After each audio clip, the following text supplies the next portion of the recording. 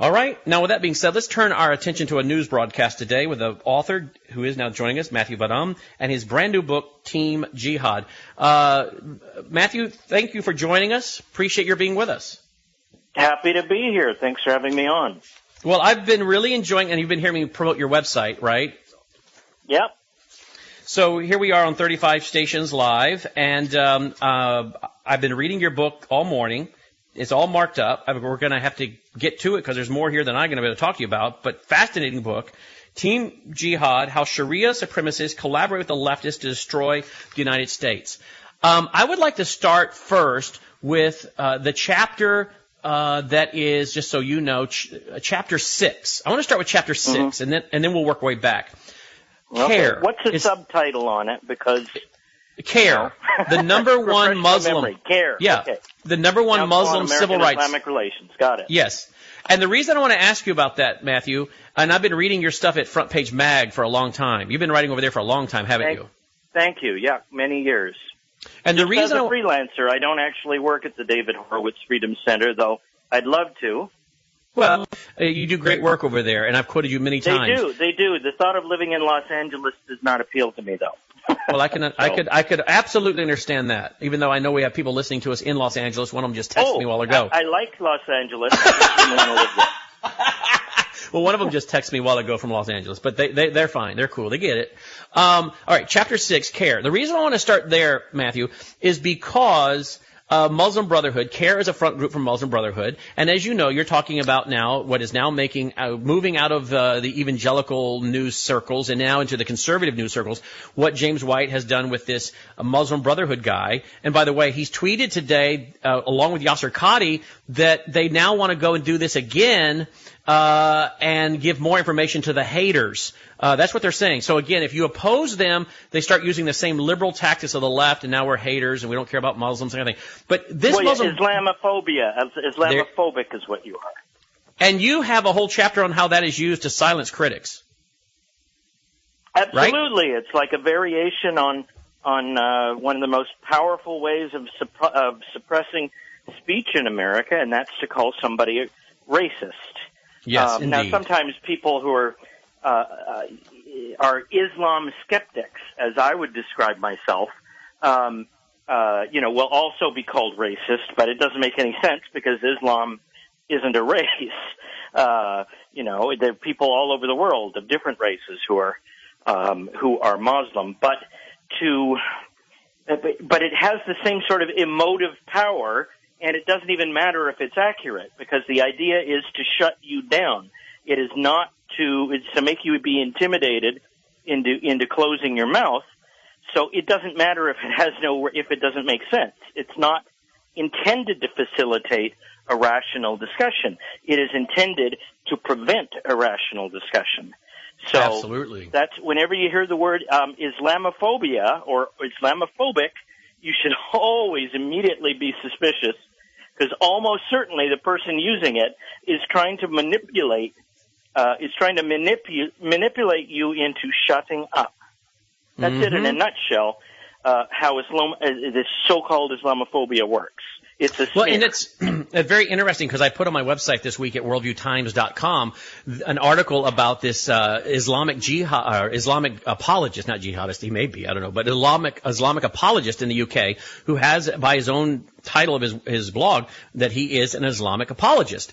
And he emailed me to say, quit criticizing James White because he's helping us get into the churches and into right-wing America to fight Islamophobia. And so that's the word that was used. And so I guess if I'm not helping do that, then and by its very nature, I'm also taking part in Islamophobia. So that's already been used by me. And the graphic I used was... Yeah, it's a way of positioning yourself in a debate so you can just strong-arm the other person without having to prove anything.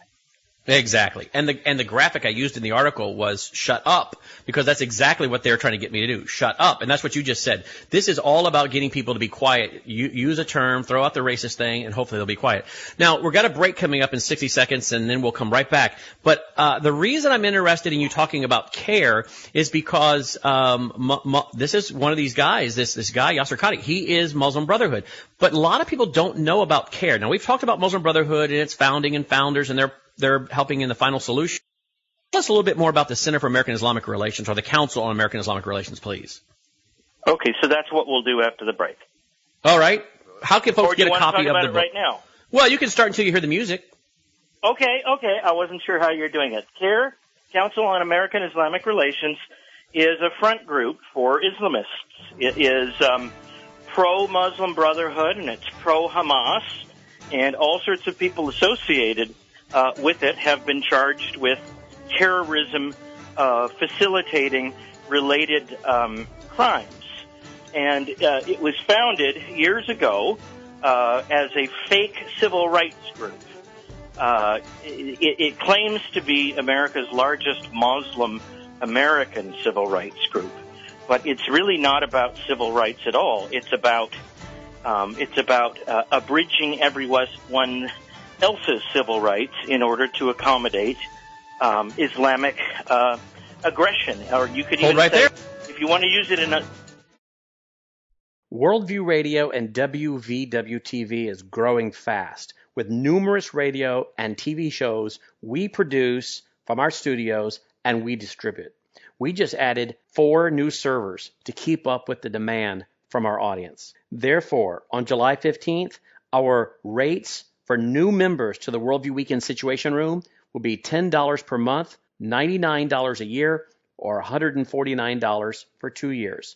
Current members are grandfathered in at their current price as long as they keep their account current. You get 4 clubs for the price of 1. Our Worldview Training Institute, you get the Situation Room, Worldviewpedia, and My Worldview. All the details are at situationroom.net/join.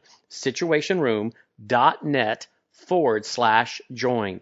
There's now over $121,000 and growing in digital on-demand resources. Our TV show, The Worldview Weekend Hour, along with all the TV shows of our other hosts like Sharam Hady and his TV show, Usama Dakdak, Mike Abendroth, Mike Gendron, Tommy Ice, and more. You also get all the radio shows we produce. You also get transcripts, our Bible software program, Worldviewpedia, conference DVDs, and ebooks, audiobooks, and more. All the details, situationroom.net/join. Again, if you want to be grandfathered in at the current price, you need to join by July 15th, because after that, the price is going up. You can join right now at situationroom.net/join. situationroom.net/join. Thank you. Perfect. All right, got a great news program for you today with my guest, Matthew Vadum, someone I've quoted many times from his front page mag articles. Now he's got a brand new book called Team Jihad. We'll tell you how you can get a copy. I've been reading it all morning and marking it up.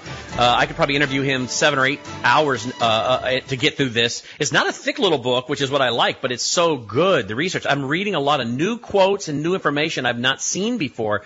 So he's helping us with more information, new information. Sometimes I read stuff and I'm like, yeah, I've already read that. But not in this book. I'm reading some new things in this book, which is excellent. And his website is bombthrowers.com. I've been visiting the website for a few months now. I know some of the guys that write over there. And he's got a brand new article up today, bombthrowers.com, by Dr. and Pastor Dr. Mike Spalding. He's a Calvary Chapel pastor, and he's really taking on what is the double standard among, quote, conservative evangelicals, end quote, and their defense of James White and his interfaith dialogue with Yasser Qadhi. He doesn't pull any punches, and he names names, and some of the names he names might actually really shock you and sadden you.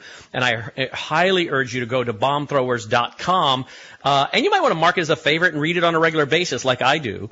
But I would urge you to get the link to that article by Dr. Mike Spalding at bombthrowers.com. Tweet it, Facebook it, email it, get it out there. Because, again, this is very instructive for us, because this is what I've been warning you about, folks, that the opposition and the defense of things would come from where we least expect it. Yeah, we expect it from the main line. Yeah, we expect it from the social justice warriors. You don't expect it from so-called conservative evangelicals. But, folks, that's where it's coming. And Dr. and Pastor Mike Spalding calls it out for what it is and documents the hypocrisy of it. And I think it's great that he's doing it because he's a pastor. So I think he's taking on some pastors and some elders, and he being a pastor and elder is a good guy to have take it on. Our news program today is about Team Jihad, this book by Matthew Vadum. Matthew, how do they get a copy of this book? You can get it at on Amazon, and my last name is spelled Vadum, and you can get it at the Center for Security Policy website. You can get it, that's the easiest way to get it, Center for Security Policy, and they have a post up right now that covers the press conference we had introducing the book yesterday in the nation's capital. So you can watch, an hour, a little over an hour of the back and forth of the discussion of the contents of it, the basic concepts. Okay. So they can download it there or get it at Amazon.com. You can buy it, or you can download a PDF, an electronic copy of it for free if you wish. The idea is that Center for Security Policy, which published my book, wants it to get maximum exposure. So they're happy either way. As long as you read it, they don't care if you give them money for it. You can download it for free if you wish. Wow! Wow! Excellent. All right, let's talk. Center for Security Policy. Forget if it's a .org, but it's. I think it's pretty easy to find, and they also have their radio program. Their website is easy to find. It's called Secure Freedom. Excellent. So before the break, we were very active Facebook page. If you type in Secure Freedom, it should take you right to it. Excellent. Before the break, the music started, and you were saying that CARE is painted as something that it's not. Can you pick it up right there, please? Sure. Council on American Islamic Relations depicts itself as a Muslim American civil rights group, but it is nothing of the sort. Muslim Americans aren't persecuted. To the best of my knowledge, they've never been persecuted in America, even after 9/11, when Muslims, devout Muslims, flew planes into the World Trade Center and the Pentagon and crashed in that field in western Pennsylvania. I think every murder is not good, but I think there's like one or two incidents in total in the immediate aftermath of 9/11. So it was pretty isolated, and Americans think of themselves as a fair-minded, tolerant people, which is why they're so easily tricked about the nature of Islam, because they regard it as a religion, and one can argue about whether it actually is a religion.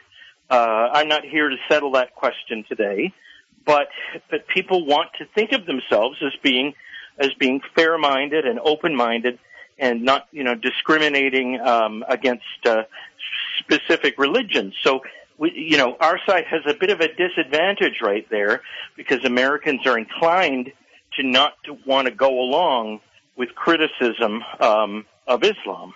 Or even with an honest examination of it. People just project their own sort of ideas about what it is, a big happy smiley face picture, onto a religion that they really know nothing about.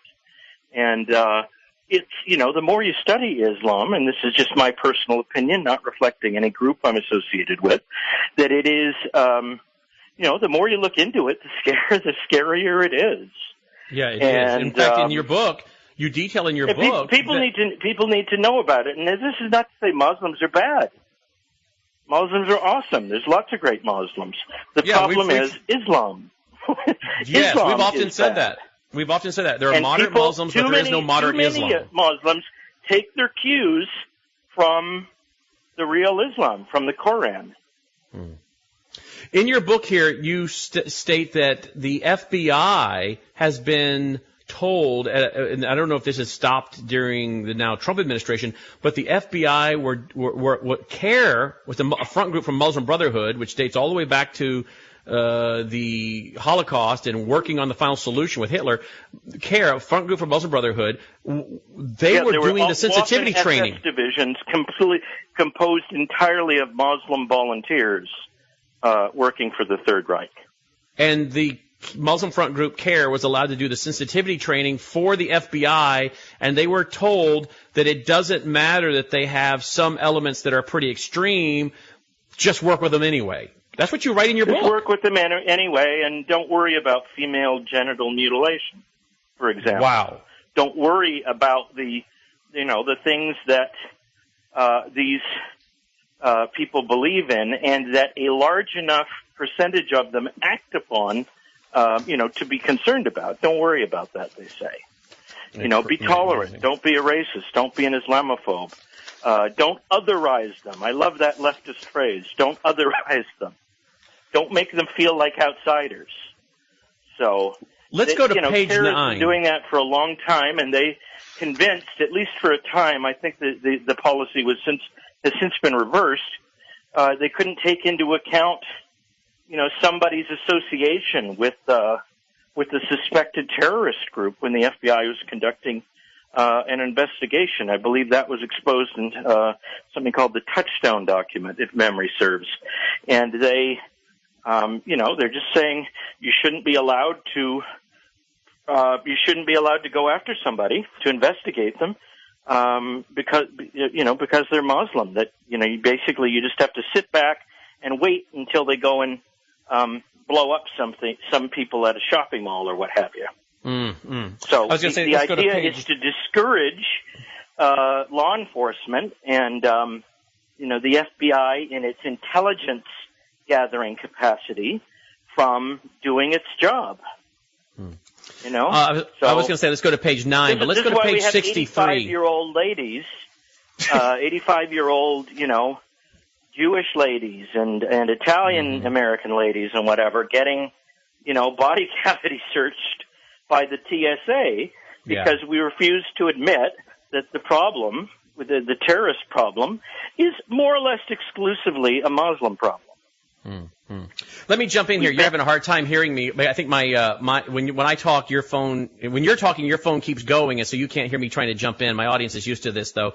Let me jump in here. I was going to say let's go to page 9, but let's go to page 63 of your book. I want to read what you say here. You say CARE has scores of left-wing federal lawmakers in its pocket. U.S. Representative John Conyers, Democrat from Michigan, the former House Judiciary Committee chairman, has referred to CARE's, quote, long and distinguished history, end quote. He wants to kill the U.S. Patriot Act, stop the FBI from profiling Muslim suspects in terror investigations, and criminalize, quote, disrespect of Islam.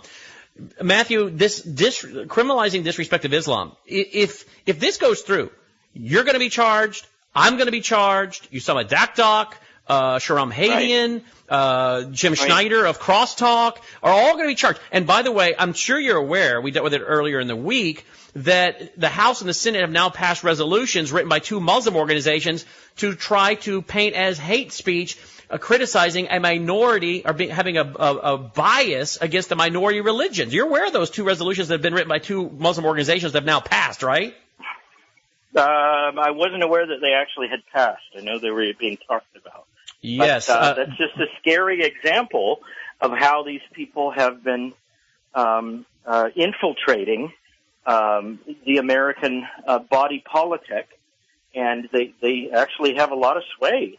Politicians from both parties are terrified of criticizing Muslim activists because they don't want to deal with the potential political blowback. Well, they're afraid. You quote U.S. Congressman or U.S. Jim DeMint. U.S. Congressman Jim DeMint. He's a U.S. Congressman, isn't he? Not U.S. Senator DeMint. Well, DeMint is if I quoted him, he's unfortunately I don't have a photographic memory. Senator Jim DeMint was a senator, Republican from South Carolina, who went on to I'm sorry, not Jim DeMint. I'm sorry. The Heritage Foundation after leaving the Senate, and then not recently him. was replaced. I'm sorry, not him. I'm sorry, my bad. I read it wrong. Jim McDermott, Democrat from Washington State. Oh, Baghdad Jim. Right. That's what they call him. Okay. The one who was an apologist for the Saddam Hussein regime. Yes, same guy. When America was at war there. Same guy. You quote on page Baghdad 63. Jim McDermott, Democrat, Washington State. Okay, you quote on page 63 of your book that he praised CARE this front group for Muslim Brotherhood, a terrorist organization. Quote, I've always enjoyed being with people like CARE, me, really, to keep fighting. And I think that's why this kind of organization is so important for people to understand that you have a right to say whatever you believe. And I think you ought to exercise that. That's being a real American, end quote. You also point out in your book, we got a break coming up in 1 minute. You point out in your book that some of the radicals have admitted that America is the best place for Islam to come and take over because they can use our liberties to do it. And here is this congressman saying, America is a great place for you to do this, to exercise your liberties. So he's basically agreeing with them, this is a great place to come and take over. Well, yeah. Well, if they can't take over, they want at least to make it, to use a term that's evolved over time, Sharia compliant. They want to get it to get society to a place where you can't do things that will offend Muslims at a minimum. Like, for example, look at let's give an example with Sadiq Khan, the mayor of London, England. Okay, in Britain, they're not squeamish about female nudity. They put it in their newspapers. I'm not judging them, or I'm not condemning them or applauding. But this is, is pretty well accepted in their country. And so it wasn't even a case of nudity. Sadiq Khan in London banned ads showing women in bikinis, in two-piece bikinis, on the buses and and in the tube, the subway system there. And this is so that's already Sharia compliant. Sharia. Yeah, that's part of Sharia. And again, they publish nudity in their papers over there, but not on the billboards. Hello, I'm Brannon Howse. As you know, a few years ago, we set out to be the premier biblical worldview radio and television network. And as you know, today we produce and distribute numerous radio and television programs from our Memphis, Tennessee studios. Each week we spend hours filming, recording, and post-editing these programs to make them available to you and Christians around the world at absolutely no charge. Please remember that we do not charge any of these broadcast partners, and in fact, we cover their travel and lodging. These programs are largely made possible because of your partnership with us through your tax-deductible contributions to the Worldview Weekend Foundation. Then there's the cost of producing and distributing these programs. It includes the bandwidth we must pay for that our app, our Roku channel, and our website consume each time you watch one of our programs. We also have the cost of our computer tech, server administrator, servers, backup servers on the cloud, video player that streams each program, that's a monthly fee, flying our broadcasters in to our TV studio in Memphis to film and paying for their lodging and then flying them back home. So I'm coming to you today with a very special request. Now, if you're in a position to be able to help support this broadcast ministry and you're not doing so, will you please consider becoming a monthly contributor starting today? If you can't, we understand. But if you can, would you help out? We've spent years proving our commitment, ministry results, stewardship, and doctrinal faithfulness. Now our ministry is producing 8 television programs alone, as you know, not to mention all the free radio shows. So please let us know that we can count on you. You can set up a monthly contribution online at wvwfoundation.com, wvwfoundation.com, or you can send a check each month to Worldview Weekend, P.O. Box 1690, Collierville, Tennessee 38027. You can also call in your donation each month at 901-853-8792. Hello, I'm Brannon Howse. I want to tell you about a book that I've written called What Every Christian Should Know. In this series, I deal with major and essential Christian doctrines. The book, again, is called What Every Christian Should Know, subtitled Understanding and Defending Essential Biblical Truths, such as, why does God allow persecution for Christians? Did you know there's a providential purpose for persecution? Did you know it's the will of God that we're persecuted? How can you know the will of God for your life? In what ways does much of evangelicalism today promote white magic, and how can we avoid it? How can God use sinful man to accomplish his purposes without being the author of evil? How does Scripture show that people are not taking trips to heaven today? Why does it contradict the Bible to say that Jesus or angels appear to preach the gospel to Muslims? How can you help a family member or friend defeat anxiety and obtain biblical peace? Are predestination and man's responsibility contradictory, or can these two be reconciled? Is the 10% tithe a biblical teaching? I address these and many other essential biblical truths in this brand new book written for lay people entitled What Every Christian Should Know. It's about 260 pages, paperback, and you can order it right now at worldviewweekend.com/bookstore.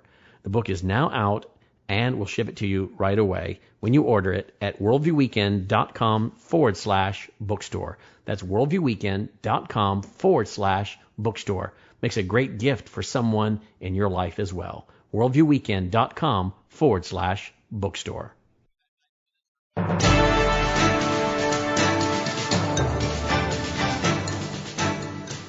Welcome back. Glad you're with us. Our website, worldviewradio.com, worldviewradio.com. My guest, Matthew Vadum, author of a brand new book called Team Jihad. It just came out. His website is bombthrowers.com, bombthrowers.com. He's got a brand new article up there by Dr. Mike Spalding, pastor out of Ohio, writing about some of these pastors and elders that are defending what James White is doing, and he calls some of them out by name and shows what they have opposed in the past, and now says, if you're going to be consistent, how can you now defend this? I think you'll find it very interesting, and I would urge you to go there and read it at bombthrowers.com. On page 10 of your book, you start in, Matthew, on talking about how the left defends Islam and how the Marxists and the Muslims are merging. That's something we've talked a lot about. We've talked about it with our friend Jim Simpson in his book, The Red-Green Axis. The Marxists and Muslims are merging. But you talk about how the left defends Islam. And I agree with that wholeheartedly. But you know, Matthew, what we're seeing now is people that brag about their conservatism on the right are now using the same liberal talking points just repackaged for a religious community to say why it is we got to do the interfaith dialogues with the jihadi, Jew-hating, Hitler-defending, Holocaust-denying, Muslim Brotherhood imams. In other words, the right some in the right have now picked up the very talking points of the left that are used to defend Islam. Well, indeed they have, because a lot of the people on the right, a lot of the people in the Republican Party have been compromised. Even beloved President George W. Bush, after 9/11, despite all his great accomplishments early on, he was conned into saying things like, Islam is a religion of peace. Islam means peace in Arabic. No, it doesn't actually. It means submission or surrender, but which I'm sure you knew already. But a lot of people have been saying, for years have been saying this kind of thing, that Islam is about peace. And I just wonder, well, which Islam are we talking about here? The one that led marauding armies in the 600s, in the 7th century after the birth of Jesus Christ, across the Middle East, and mercilessly slaughtered all the people who got in their way, who refused to submit to Islam. It has always been very violent. I think there was a period, whenever it was, like 900 or maybe 1100, something like that, when Muslim society, Islamic world kind of chilled out a little bit, and they got ahead of the Western world in terms of scientific technology. But that was it. They didn't keep up. So they're still back there in like the year 1100, stuck in their crazy medieval totalitarian world. They reject the modern world, and that includes Western society, which, as I like to explain to people, really it's not just Judeo-Christian civilization, it's Greco-Roman Judeo-Christian civilization. All these great traditions, these traditions of philosophy, of independent thought, of rational, debates and so on, these are all uniquely Western things, and they don't respect that because Islam views the world through one way, and only one way is acceptable. And if you don't agree with it, then they will try to eliminate you, or if they can't do that, they will try and marginalize you, ridicule you, and try to encourage people to reject your way of thinking. So Islam is very aggressive, and I used a phrase earlier. They're engaging, and it sounds like I'm a leftist, but I'm not. there is such a thing as Islamic cultural imperialism. They are trying to spread their ideas in our free society, and at a very minimum, they want us to be Sharia compliant so that we don't do things that offend Muslims. And it's amazing that homosexuals who are part of the left-wing activist movement are aligned with these people. The gays would be the first people slaughtered, would have to have their throats slit if if a real live Islamic caliphate were to come into their country. So they're deluded, and they're endangering not just themselves, but the rest of Western civilization, in my opinion. Yeah. You quote in here Lind, L-I-N-D, and I think many of our listeners know who he is and the books that he's written. And you quote him, and you say he wrote this: leftists and Muslims have a mutual short-term interest in keeping the leftist parties in power and a mutual long-term interest in weakening the traditional culture of Europe. During this third Islamic Jihad, the third Islamic attempt to conquer and subdue the West, leftists all over Europe seem to be opening the gates of Europe from within. Now, he wrote this over a decade ago. Quote, "You want to conquer Europe? That's okay. Just vote for us and help us get rid of capitalism and eradicate the Christian heritage of Europe, and we'll let you in. In the meantime, you can enjoy some welfare goodies, and we will ban opposition to this undertaking as racism and hate speech." End quote. Now, this was written by him, by Dr. Lind, William S. Lind, back over a decade ago, and he was saying this is what the leftists are doing by bringing the Marxists are doing, many of them, the socialists are doing, by bringing the Muslims in to Europe. He said this a decade ago, Matthew. Oh yeah, he was quite prescient. Indeed, he was. You're right. There is a Marx-Mohammed pact that he wrote about, and there is, the idea is that they follow the old adage, "The enemy of my enemy is my friend," and there's no greater enemy to Islamic imperialism than the United States of America, a country that fights wars, spends its blood, spills its own people's blood and treasure, and then miraculously withdraws from those countries and lets them be free. What country before, what empire or great commonwealth has ever done that before? It's pretty well unheard of. And so you can see why the United States of America would be the number one threat to Islam, because when push comes to shove, we're not going to put up with this kind of garbage. But along the way, you got to make Americans really angry before they rise up and do something. Which is probably why it took so long to get into World War II. Yes. Without going into too many details here and digressing. Yeah. Well, you do a great job laying out Bill Ayers, the Weather Underground, the leftists, how they're working together. You lay out how socialism of the socialists and Marxists is compatible with Islam. You lay out the criticism of people like Ben Carson when they speak truth. You lay out how, again, this is used to call people racist. The arguments that are used to defend Islam by the left, which are now being picked up by many on the right. Then you quote on page 34 David Horowitz. Quote, "America has functioned as a prime organizing site for international terrorism because the liberties provided by the American legal system allow terrorists to travel freely, raise money, propagandize, recruit, and move men and money across international borders. Terrorist organizers, including the leaders of Al-Qaeda, Hamas, and the Muslim Brotherhood, have all traveled extensively in the United States, raised funds, recruited soldiers, and sent emissaries back and forth across America's borders. This makes control of borders and other immigration issues a critical front in the anti-terrorist war." End quote. Matthew, I know of people who are imams, jihadi preaching imams here in the U.S., and they travel all over the world, going out of the U.S., traveling all over the world to go and share their beliefs and then come back here to the U.S. They speak at banquets raising money that ends up, according to numerous sources and reports, in the hands of terrorist organizations. They are totally taking advantage of our liberties here, and I don't know why we allow it to go on other than political correctness and fear of the media and being painted as a hater, when we have laws on the books that would allow them to be prosecuted for insurrection and other things to overthrow our form of government, not to mention supporting terrorism. Seditious conspiracy. Yes. Mm-hmm.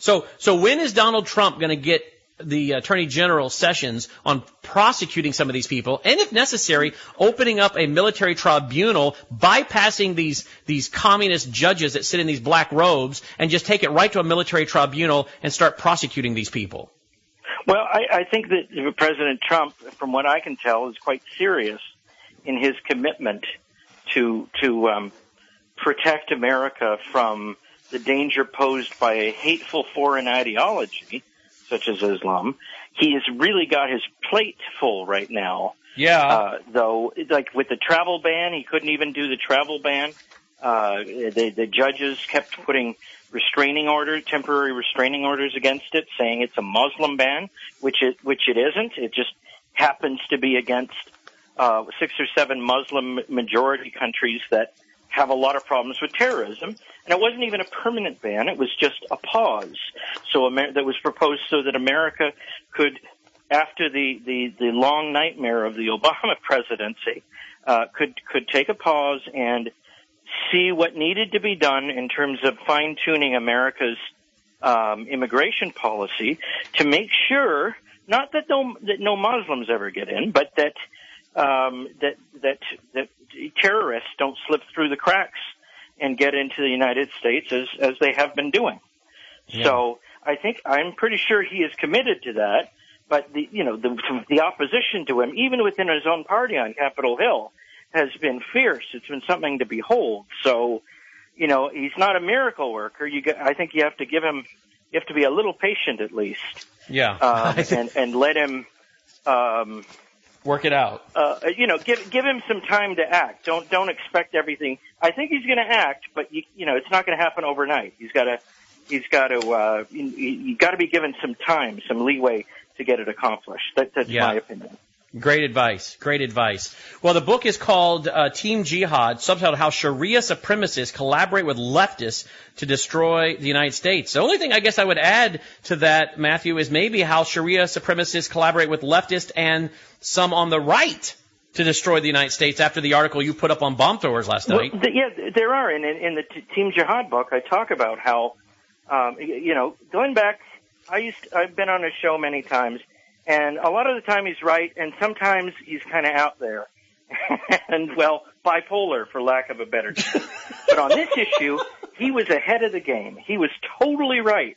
And people laughed at him when he started, a few years ago, when he started to come up with his, theory that the Islamic caliphate was rising again, after years of, dormancy. And he's totally right.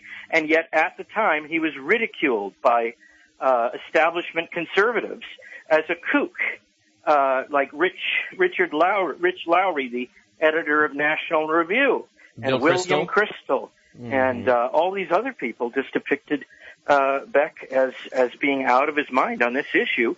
And it turns out, on this particular issue, Glenn Beck got it exactly right. Islam presents a clear and present danger to not just the United States of America, but to Western civilization as a whole. And Glenn Beck, I salute him for having the courage to say that years ago and to withstand the fire from his own side, from the right, from opinion makers at some of these conservative think magazines. So, yes, Matthew, people on the right, a lot of Republicans are not, what's that expression? They're not down with the program yet. Nope, they're not. Matthew, thank you for writing this book, and thank you for your generous time today, my friend. Have a great day, and I'm going to mention where they can get the book again right when we come back. So thanks for being with us, Matthew. Well, thank you so much. Happy to do it. Thank you, Matthew. All right, his website, bombthrowers.com. We'll be right back. Phone lines open.